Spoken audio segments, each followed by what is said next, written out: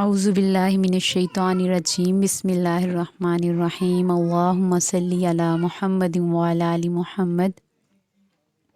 وسیلہ فاطمہ سلام اللہ علیہ کے حوالے سے آج مشاہدہ آپ کے ساتھ شیئر کیا جا رہا ہے۔ عارف وقت بابا عبدالحق صاحب سے ایک شخص نے ملاقات کی اور عرض کیا کہ حج کی سعادت نصیب ہوئی ہے، حج پر جا رہا ہوں، مجھے کچھ نصیحت کیجیے۔ تو بابا جی عرفان الحق صاحب نے فرمایا کہ خانہ کعبہ کے سامنے وسیلہ فاطمہ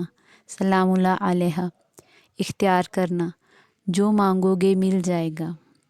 چنانچہ وہ صاحب جب حج اور عمرہ کی سعادت حاصل کر کے واپس لوٹے تو بابا جی کی خدمت میں حاضر ہو کر کہنے لگے کہ آپ نے مجھے ایک نسخہ دیا تھا، بس میں جب حرم پاک میں داخل ہوا تو میں نے خانہ کعبہ کے سامنے کھڑے ہو کر وسیلہ فاطمہ سلام اللہ علیہ اختیار کیا۔ کہتے ہیں کہ آپ یقین جانیے میں تو پریشانیوں کے بڑے بڑے پلندے لے کر گیا تھا، میرے کندھوں پر مشکلات کے انبار تھے، لیکن جب میں نے خانہ کعبہ کے سامنے وسیلہ فاطمہ سلام اللہ علیہ اختیار کیا تو رب کعبہ کی قسم ابھی میں طواف کر کے حرم پاک کی حدود سے باہر نہیں نکلا تھا کہ ہر وہ دعا جو میں نے وسیلہ فاطمہ سلام اللہ علیہ کو اختیار کرتے ہوئے مانگی تھی وہ سب کی سب اسی وقت قبول ہو گئیں۔ وہ صاحب کہتے ہیں کہ میں نے 3 عمرے پہلے بھی کیے، لیکن یہ پہلا عمرہ تھا جس نے مجھے حیرت میں ڈال دیا، یعنی وہ مشکلات اور پریشانیاں جن سے نکلنے کا کوئی سبب تک نہ تھا، وہ مصائب جن کے ٹلنے کا رتی برابر بھی امکان نہ تھا، وہ سب کے سب ایک پھونک کی شکل میں اڑ گئے۔ کہتے ہیں کہ بلا شبہ یہ میرے لیے کسی معجزے سے کم نہ تھا، اور میں آج بھی اس بات پر حیران اور پریشان ہوں کہ سب کچھ یکدم سے کیسے ہو گیا اور کیسے وقت کی سوئیاں اتنی تیزی سے گھوم گئیں۔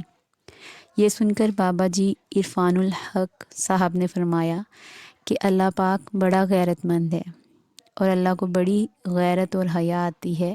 کہ جب کوئی اس کے محبوب صلی اللہ علیہ وآلہ وسلم کی پیاری بیٹی کا واسطہ دے کر کچھ مانگے اور اللہ اسے خالی ہاتھ لوٹا دے۔ اور ہاں، اس میں کوئی شک نہیں کہ وسیلہ فاطمہ سلام اللہ علیہ ہی کائنات کا سب سے بڑا وسیلہ ہے کہ جس نے بھی اس وسیلے سے جو کچھ مانگا اسے ضرور ملا ہے۔ معزز سامعین، آپ نے مشاہدہ آپ نے ملاحظہ کیا تو آپ نے بھی دیکھا کہ کس طرح ایک دفعہ پھر یہ ثابت ہوا کہ وسیلہ فاطمہ سلام اللہ علیہ سے کیسے مشکلات چٹکیوں میں منٹوں میں حل ہو جاتی ہیں۔ بس ہمارے مانگنے میں کمی ہے، رب کے دینے میں بے شک کوئی کمی نہیں ہے۔ تو آپ بھی اگر آپ کی کوئی مشکل پریشانی ہے، کوئی مصیبت آن پڑی ہے، کوئی حاجت ہے، کوئی خواہش ہے جو پوری نہیں ہو رہی اتنے عرصے سے، تو آپ بھی آج سے ہی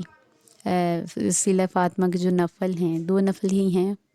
بہت مشکل نہیں ہے یہ عمل، تو یہ بھی آج سے ہی اپنی روٹین میں شامل کر لیجئے جب تک آپ کی حاجت پوری نہیں ہوتی۔ یہ ڈیلی بیس پہ نہیں کرنا، اگر پڑھ سکتے ہیں تو آپ پڑھ لیں ایک دن میں، مطلب کسی بھی ٹائم اگر پڑھنا چاہتے ہیں یہ نفل اپنی حاجت کے لیے، مشکلات کے لیے، حل کے لیے، تو یہ ہے کہ اس وسیلے سے لازمی ملتا ہے، انسان کو مایوس نہیں لوٹایا جاتا بے شک اس در سے۔ تو یہ نفل پڑھنے کا طریقہ میں پہلے بھی ویڈیوز اپلوڈ کر چکی ہوں، ایک دفعہ پھر میں ادھر رپیٹ کر رہی ہوں کہ یہ 2 نفل جیسے ہم پڑھتے ہیں، مطلب جیسے ہم نماز میں نوافل ادا کرتے ہیں ویسے ہی 2 نفل پڑھنے ہیں۔ اس کے بعد آپ نے تسبیح فاطمہ یعنی 33 بار سبحان اللہ، 33 بار الحمدللہ اور 34 بار اللہ اکبر، یہ تسبیح پوری کر لینی ہے۔ تسبیح فاطمہ کہلاتی ہے، سب کو پتہ ہی ہے، اور ایک تسبیح کوئی سی بھی درود پاک کی آپ پڑھ لیں، اور سورہ اخلاص پڑھنی ہے آپ نے، مطلب ان نوافل کے بعد تو آپ 3 بار پڑھ لیں، 5 بار، 11 بار یا 7 بار، جتنی بار بھی آپ کا دل ہے سورہ اخلاص بھی پڑھ لیں، اور ان سب کا ہدیہ جو ہے نا وہ بی بی صاحبہ حضرت فاطمہ الزہرا سلام اللہ علیہ کی روح مبارک کو ہدیہ کریں، اور ان کے وسیلے سے اللہ پاک سے دعا کریں کہ یا اللہ پاک میری یہ فلاں حاجت ہے، مشکل ہے، پریشانی ہے، ان کو بی بی جان حضرت فاطمۃ الزہرا سلام اللہ علیہا کے صدقے سے یا اللہ پاک اس مشکل کو حل کر دیجئے، اور جو حاجت ہے وہ پوری کر دیجئے، مراد بر آ جائے گی انشاءاللہ آپ کی۔ یہ ایک بار کر کے دیکھیں، انشاءاللہ آپ مایوس نہیں لوٹائے جائیں گے، انشاءاللہ آپ کی مراد ضرور بر آئے گی۔ دعا میں سب کو یاد رکھا کریں، درود و سلام کی، استغفار کی بھی کثرت کیا کریں، اور یہ ہے کہ اللہ پاک ہم سب کی مشکلات کو حل کرے، آسانیاں پیدا فرمائے۔ آمین ثم آمین یا رب العالمین۔ اللہ پاک ہم سب کو دین و دنیا کی بھلائیاں، کامیابیاں اور نعمتیں عطا فرمائے۔ آمین ثم آمین یا رب العالمین۔ اللہم صلی علی محمد وعلی آل محمد۔